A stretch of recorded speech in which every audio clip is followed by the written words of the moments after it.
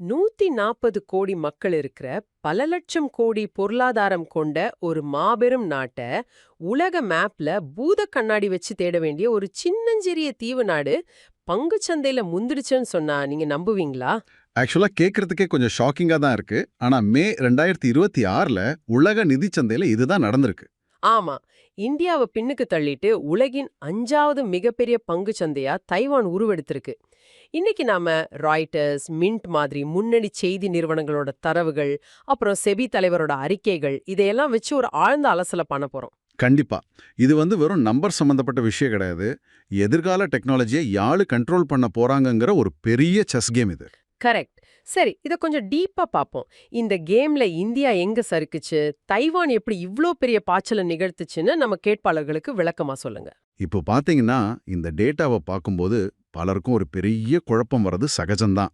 ஏன்னா, market gap, அதாவது சந்தை மூலதனம்ங்கிறது ஒரு நாட்டோட உண்மையான ஜிடிபி கிடையாதுன்னு உங்களுக்கும் எனக்கும் நல்லாவே தெரியும். ஆமா, மார்க்கெட் கேப்புங்கிறது எதிர்காலத்து மேல முதலீட்டாளர்கள் வச்சிருக்கிற ஒரு எதிர்பார்ப்பு தானே. 100% உண்மை. இன்னைக்கு பாத்தீங்கன்னா, இந்தியாவோட உண்மையான ஜிடிபி 4.1 ட்ரில்லியன் டாலர்கள். ஆனா, தைவானோட ஜிடிபி வெறும் 977 பில்லியன் டாலர்கள் தான். அப்போ பொருளாதாரத்தோட சைஸ பாத்தீங்கன்னா தைவான் நம்ம இந்தியாவோட கால் தூசுக்கு கூட சமம் இல்ல, இல்லையா? ஆமா, அதுதான் நிதர்சனம். ஆனா, பங்கு சந்தை மதிப்புல மட்டும் தைவான் 4.95 ட்ரில்லியன் டாலர்களையும், நம்ம இந்தியா 4.92 ட்ரில்லியன் டாலர்களையும் தொட்டிருக்கு. அதாவது வெறும் 30 பில்லியன் டாலர்கள் வித்தியாசத்துல தைவான் இந்தியாவை முந்திடுச்சு.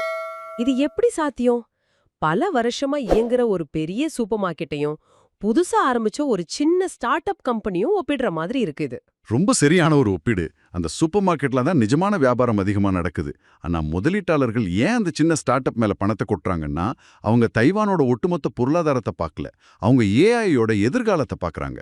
ஒரு நிமிஷம், ஏஐன்னு சொல்றீங்க. இன்னும் வெளிப்படையா சொல்லணும்னா உலகத்தோட ஒட்டுமொத்த செயற்கை நுண்ணறிவு கனவுகளும் ஒரே ஒரு கம்பெனி மேல தான் கட்டப்பட்டிருக்கு.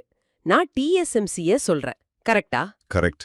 அந்த ஒற்றை நிறுவனம் தான் தைவான் செமிகண்டக்டர் மேனுஃபேக்சரிங் கம்பெனி, அதாவது டிஎஸ்எம்சி. இன்னைக்கு உலகத்தோட 90%க்கும் மேலான அதிநவீன ஏஐ சிப்களை அவங்க தான் தயாரிக்கிறாங்க. ஆக்சுவலா ஆப்பிள், என்விடியா மாதிரி பெரிய பெரிய கம்பெனிகள் எல்லாம் அவங்கள தான் நம்பியிருக்காங்க. ஆனா எனக்கு ஒரு சந்தேகம். ஒரு நாட்டோட ஒட்டுமொத்த பங்குச் சந்தையும் இப்படி ஒரு கம்பெனிய நம்பி ஏறுறது மிகப்பெரிய ஆபத்து இல்லையா? ஆபத்து தான். டேட்டாவை பார்த்தீங்கன்னா 2026ல மட்டும் டிஎஸ்எம்சி பங்குகள் 45லேருந்து 50% வரைக்கும் உயர்ந்திருக்கு. தைவானோட ஒட்டுமொத்த பங்குச்சந்தை குறியீட்டிலேயே 40லேருந்து 45% இவங்க கையில தான் இருக்கு. அது ஒரு மிகப்பெரிய கான்சென்ட்ரேஷன் ரிஸ்க் ஆச்சே. நாளைக்கு அந்த ஆலைக்கு ஏதாவது ஒரு பிரச்சனைனா மொத்த நாடும் சரிஞ்சிடும் தானே. இத முதலீட்டாளர்கள் யோசிக்கலையா? கண்டிப்பா யோசிப்பாங்க. ஆனா முதலீட்டாளர்கள் அந்த ரிஸ்கை விட அதுல கிடைக்கிற லாபத்தை தான் இப்போ அதிகம் விரும்புறாங்க. அது மட்டும் இல்லாம டிஎஸ்எம்சி ஒரு சாதாரண ஷிப் தயாரிப்பு கம்பெனி கிடையாது. அவங்க ஷிப் ஃபவுண்டரிங்கிற ஒரு மாபெரும் பிசினஸ் மாடலை உருவாக்குனவங்க. அதாவது அவங்க டெக்னாலஜி உலகத்தோட ஸ்விட்சர்லாந்து மாதிரி செயல்படுறாங்கன்னு சொல்றீங்களா? சரியா புடிச்சிங்க. அந்த நடுநிலை தன்மை தான் அவங்களோட மிகப்பெரிய பலம்.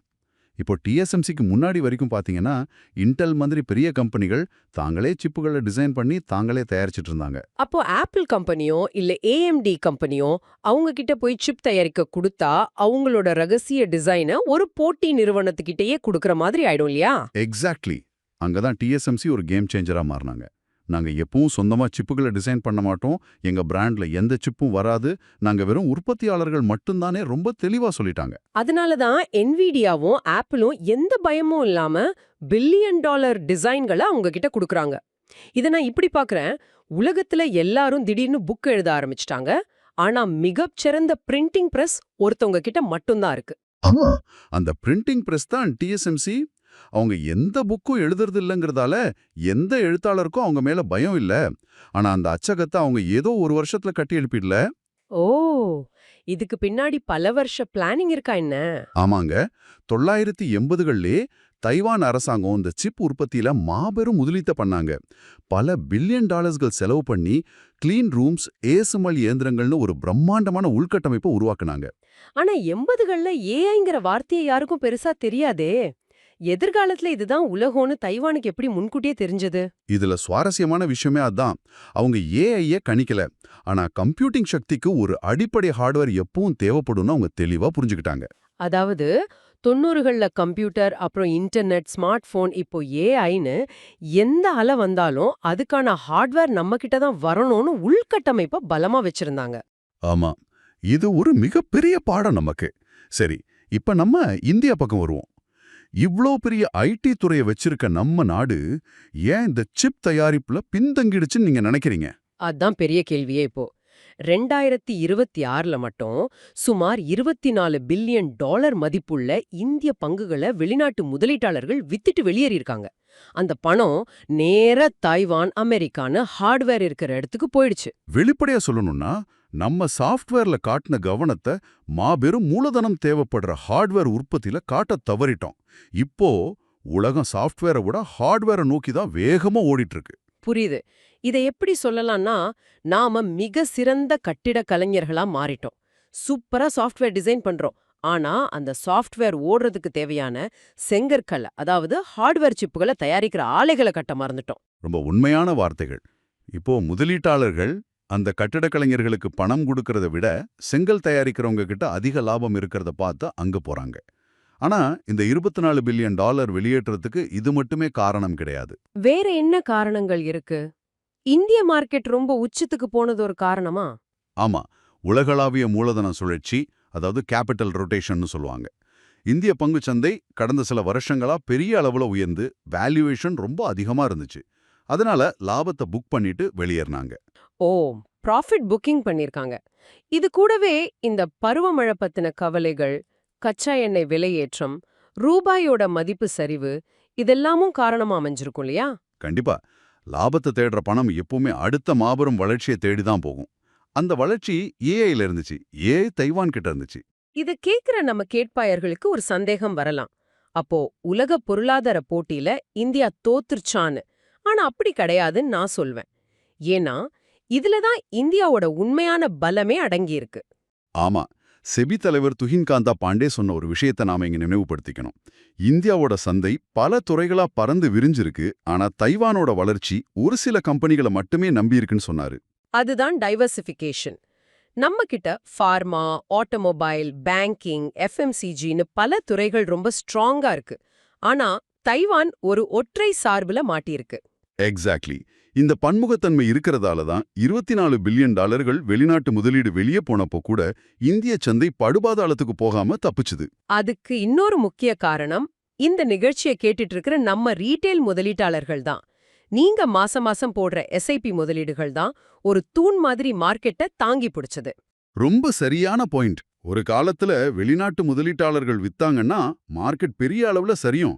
ஆனா இப்போ நம்மோர் மியூச்சுவல் ஃபண்ட்ஸும் ரீட்டைல் முதலீட்டாளர்களும் அந்த வீழ்ச்சியை தடுத்து நிறுத்துறாங்க. அப்போ இந்த $30 பில்லியன் வித்தியாசத்தை கடந்து இந்தியா மறுபடியும் 5வது இடத்தை பிடிக்குமா? தைவானோட இந்த ஏஐ வளர்ச்சி நிரந்தரமான ஒண்ணா? இந்தியா கண்டிப்பா மறுபடியும் அந்த இடத்தை பிடிக்கும். ஏன்னா தைவானோட வளர்ச்சி ஏஐ சூப்பர் சைக்கிள் கூடவே பிணைக்கப்பட்டிருக்கு. நாளைக்கு ஆப்பிள், என்விடியா மாதிரி கம்பெனிகளுக்கு சிப் தேவை கொஞ்சமா குறைஞ்சா கூட தைவான் சந்தை பெரிய சரிவை சந்திக்கும். ஆனா இந்தியாவோட வளர்ச்சி அப்படி இல்ல. நம்ம கோர் எக்கனாமிக் growth அடிப்படையில வளர்ந்துட்டு இருக்கோம். உள்நாட்டு நுகர்வு, புது உள்கட்டமைப்பு திட்டங்கள்னு ஒரு நிலையான வளர்ச்சி இருக்கு. அதனால ஏஐல லாபம் பார்த்த முதலீட்டாளர்கள் மறுபடியும் ஸ்டெபிலிட்டியை தேடி கண்டிப்பா நம்ம இந்தியாவுக்கு திரும்ப வருவாங்க. அது தவிர்க்க முடியாத ஒண்ணு. சூப்பர். இந்த ஒட்டுமொத்த விவாதத்தை பார்க்கும்போது தைவான் அவங்களோட நீண்டகால உள்கட்டமைப்பால ஏஐ அலையில பெரிய லாபம் பார்த்திருக்காங்க. ஆனா இந்தியா பல்துறை பொருளாதாரம்ங்கிற ஒரு ஸ்ட்ராங்கான அடித்தளத்துல இருக்கு. ஆமா, ஒரு பிரிண்டிங் பிரஸ்ஸை மட்டுமே நம்பியிருக்கிற சந்தையை விட பல மொழிகள்ல பல நாவல்களை எழுதி விக்கிற நம்ம சந்தைக்கு தான் எதிர்காலம் பிரகாசமா இருக்கும். இருந்தாலும் ஹார்ட்வேர் உற்பத்தியிலையும் நாம் அதிக கவனம் செலுத்த வேண்டியது ரொம்ப அவசியம். கண்டிப்பா. இந்தியா அதுக்கான முயற்சிகள் எடுத்துட்டு இருந்தாலும் தைவானை நெருங்க நம்ம இன்னும் நிறைய தூரம் போகணும். சரி, இந்த ஆழ்ந்த அலசலை முடிக்கிறதுக்கு முன்னாடி இத கேட்டுட்டு இருக்கிற உங்களுக்கு ஒரு ஆழமான கேள்வியை நாங்க விட்டுட்டு போறோம். சொல்லுங்க, அது என்ன கேள்வி? இன்னைக்கு ஒட்டுமொத்த உலகமும் ஏஐ சிப்களுக்காக தைவானை நோக்கி படையெடுத்துட்டு இருக்கு. சிலிகான் சிப்கள் தான் எல்லான்னு நம்ம நினைக்கிறோம். ஆனா நாளைக்கே இந்த சிலிகான் சிப்களே தேவைப்படாத குவாண்டம் கம்ப்யூட்டிங் அல்லது பயாலஜிக்கல் கம்ப்யூட்டிங் மாதிரி ஒரு புது டெக்னாலஜி வந்துட்டா என்ன நடக்கும்? வாவ்! இது உண்மையாவே ஒரு அபாயகரமான கேள்விதான். பல பில்லியன் டாலர்களை சிலிக்கான் ஆலையில கொட்டி வச்சிருக்க தைவானோட நிலைமை அப்ப என்ன ஆகும்? அதுதான் உங்களுக்கான சிந்தனை. அந்த பிரிண்டிங் பிரஸுக்கு வேலையே இல்லாம போனா அடுத்த 10 ஆண்டுகள்ல உலக பொருளாதாரத்தை ஆள போறது யாரு? இந்த புது டெக்னாலஜி பாய்ச்சலுக்கு இந்தியா இப்போதே தயாராயிட்டு இருக்கா இல்ல மறுபடியும் நம்ம வேடிக்கை பார்க்க போறோமா? கொஞ்சம் ஆழமா யோசிச்சு பாருங்க. மீண்டும் ஒரு சுவாரஸ்யமான ஆழ்ந்த அலசல்ல உங்களை சந்திக்கிறோம். இந்த வீடியோ உங்களுக்கு பிடிச்சிருந்தா சேனலை சப்ஸ்கிரைப் பண்ணி சப்போர்ட் பண்ணுங்க. நண்பர்களே, நீங்க கொடுக்கிற ஒரு சப்ஸ்கிரைப் தான் இன்னும் நல்ல நல்ல கண்டென்ட் கொண்டு வர மோட்டிவேஷனாக இருக்கும். நிஜமாவே ஒவ்வொரு வீடியோக்கும் பின்னாடி நிறைய நேரம், எஃபர்ட், எடிட்டிங், ரிசர்ச் எல்லாமே இருக்கும். அதுக்கெல்லாம் நீங்க கொடுக்கிற சப்போர்ட் தான் பிக்கெஸ்ட் ஸ்ட்ரென்த். இந்த மாதிரி இன்னும் இன்ட்ரெஸ்டிங்கான videos, real updates, entertaining content எல்லாத்தையும் தொடர்ந்து பார்க்கணும்னா இப்பவே சப்ஸ்கிரைப் பட்டனை கிளிக் பண்ணி நம்ம சேனல் ஃபேமிலியில ஜாயின் ஆயிடுங்க. லைக், ஷேர் பண்ணி உங்க ஃப்ரெண்ட்ஸுக்கும் ஷேர் பண்ணுங்க. உங்க சப்போர்ட் இருந்தா இன்னும் நெக்ஸ்ட் லெவல் கண்டென்ட் கொண்டு வரும். தொடர்ந்து சப்போர்ட் பண்ணுங்க நண்பர்களே. அடுத்த வீடியோல மீண்டும் சந்திப்போம்.